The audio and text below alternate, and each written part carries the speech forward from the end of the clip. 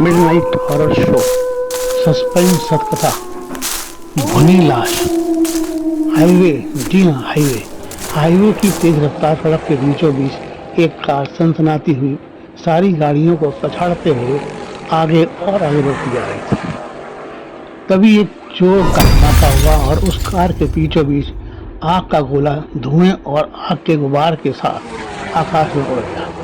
कुछ पलों के लिए ऐसा लगा जैसे धरती फट गई हो और उसमें से कोई ज्वालामुखी फूट पड़ा हो, जिसका लाल अंगारों सा बहता लावा सड़क के चारों ओर फैलने लगा हो।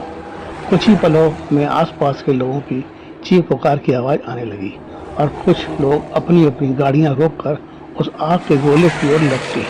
लेकिन आग इतनी भीषण थी कि उस आग के पास जाने की हिम्मत कोई नहीं जुटा पा रहा था। आग के गोले के बीच एक काली सी छाया उठी और आग से निकलकर सड़क के एक ओर आकर जमीन पर लुढ़क गई। उसे देखकर ऐसा लग रहा था जैसे वह कोई भुनी हुई लाश है। भीड़ से अधिकांश लोग उस छाया की ओर दौड़े, लेकिन ये क्या, वह तो पूरी तरह आग में जली ही नहीं, भुन चुकी थी। उसकी एक एक हड्डी से धुआं उठ रहा था। उसके सफेद दांत जबड़े से अलग होकर साफ चमक रहे थे, जिन्हें देखकर ऐसा लग रहा था जैसे उसके दांतों को किसी ने बड़ी ही खूबसूरती से उसके जबड़े में सजाया होगा, जो जबड़े के जल जाने के बावजूद भी सलीके से गड़े हुए दिख रहे थे। अब तक शोर इतना ज्यादा बढ़ चुका था कि किसी को किसी का कहा समझ नहीं आ रहा था। अब तक फायर ब्रिगेड और पुलिस की गाड़ियां अपने अपने सायरन बजाती घटनास्थल तक पहुंच गई थी, जिन्होंने मोटे मोटे पाइपों से जल रही आग पर पानी का छिड़काव शुरू कर दिया। लोग जले अधजले लोगों को एम्बुलेंस में भरने में जुट गए थे। एक, दो, फिर तीन, एक के बाद एक एम्बुलेंस की गाड़ियां घायलों को जल्द से जल्द अस्पताल पहुंचाने की जरूरत नहीं थी। पुलिस के साथ आए फोटोग्राफर घटनास्थल का हर एंगल से फोटो लेने का प्रयास कर रहे थे और ये समझने का प्रयास कर रहे थे कि ये घटना घटित कैसे हुई। तभी रोहित अपना कैमरा लेकर उस जली हुई लाश, जिसके जबड़े के दांत अभी भी मोतियों से चमक रहे थे, पहुंच गया। रोहित ने अपने कैमरे का एंगल सेट किया और खचाखच खचाखच 8-10 क्लिक करके वहां से आगे बढ़ने लगा, दूसरी ओर का जला हुआ सीन कवर करने के लिए। रोहित अभी मुड़ा ही था कि वह जली हुई लाश उठकर रोहित के पास आकर बोली, बस 8-10 क्लिक करने भर से ड्यूटी पूरी हो गई तुम्हारी। रोहित ने पीछे मुड़कर देखा, काली कोयले सी मानव आकृति, जिसका जबड़ा भी कोयला बन चुका था, सिर्फ दांत ही उसके मोतियों से चमक रहे थे, वह रोहित से सवाल कर रही थी। रोहित ने जैसे ही उसे देखा, उसकी आवाज पर जैसे किसी ने ताला लगा दिया। वह जोर से चिल्लाना चाहता था, बचाओ, लेकिन वह चिल्ला न सका। रोहित ने भागने की कोशिश की, लेकिन ये क्या, किसी ने उसके पैर जैसे बांध दिए हों। भाग कर जाओगे कहाँ, मुझे भी तो साथ ले चलो रोहित। ये आवाज रोहित को जानी पहचानी सी लगी। तुम कौन हो, यहाँ कैसे आई? तो तुम आशा हो ना? हाँ हाँ आशा, तुम्हारे इंतजार में यहाँ तक का सफर तय कर लिया। तो क्या ये तुम्हारी गाड़ी थी जिसमें आग लगी थी? हाँ रोहित, हाँ ये मेरी गाड़ी ही थी।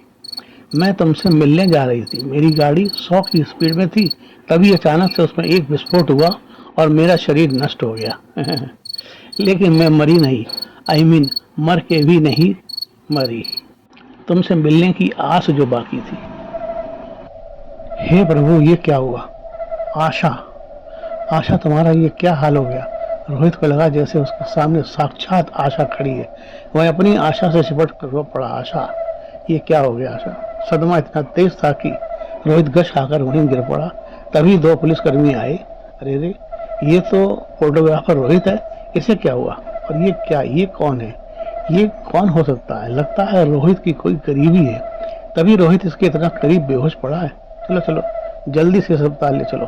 सर, ये तो किसी लड़की की भुनी हुई लाश है। लगता है आग की चपेट में आने से इसका यह हाल हुआ है। इंस्पेक्टर ने रोहित को देखा, फिर उस भुनी हुई लाश को ध्यान से देखा। लगता है ये लड़की रोहित की कोई जानने वाली है, जिसे देखकर रोहित सदमे में आकर बेहोश हो गया है। चलो इसे एम्बुलेंस में डालो और इस भुनी हुई लाश को भी लोड करो। इंस्पेक्टर के आदेश का तुरंत पालन हुआ और रोहित के साथ ही उस भुनी हुई लड़की की लाश को भी एम्बुलेंस में डाल दिया गया। पुलिस ने रोहित को डॉक्टरों के हवाले किया और लड़की की भनी हुई लाश को मोर्चरी में ले गए। डॉक्टरी उपचार के कुछ देर बाद रोहित को होश आ गया। होश आते ही रोहित ने आशा को पुकारा, आशा, आशा। कुछ देर के लिए चारों ओर सन्नाटा छा गया। फिर एक तेज खुशबू रोहित की नाक में प्रवेश कर गई। आशा, ये खुशबू तो तुम्हारे ही बदन की है ना? मैं समझ गया तुम यहीं कहीं हो। आशा, तुम्हारी ये लुका छिपी की आदत अभी तक गई नहीं। आओ ना, पास आओ ना, मुझे तुमसे बात करनी है। रोहित अस्पताल के बेड से उठा और पागलों की तरह अस्पताल के वार्ड से बाहर निकल आया। आशा, तुम कहाँ हो? आशा। मैं पागलों की तरह अस्पताल में आशा को पुकारता घूम रहा था। रोहित सामने से आ रही किसी भी नर्स को या डॉक्टर को देखता, उससे पूछता, सुनिए, आपने मेरी आशा को देखा है? मिल ही नहीं रही, पता नहीं कहाँ चली गई। हेलो, आपने मेरी आशा को देखा है? पता नहीं कहाँ चली गई। कोई कहता पागल है, कोई कहता दीवाना है, लेकिन वह तो किस्मत का मारा है जिसकी आशा अब इस दुनिया से निकल कर दूसरी दुनिया में विचरण करने लगी थी। क्या आशा की आत्मा रोहित से मिलने आएगी? क्या रोहित अपनी सामान्य जिंदगी जी पाएगा? दोस्तों, आपको क्या लगता है? अपने विचार कमेंट बॉक्स में जरूर लिखें। सही जवाब देने वाले को आकर्षक इनाम दिया जाएगा, ये वादा रहा, पक्का वादा। नमस्ते।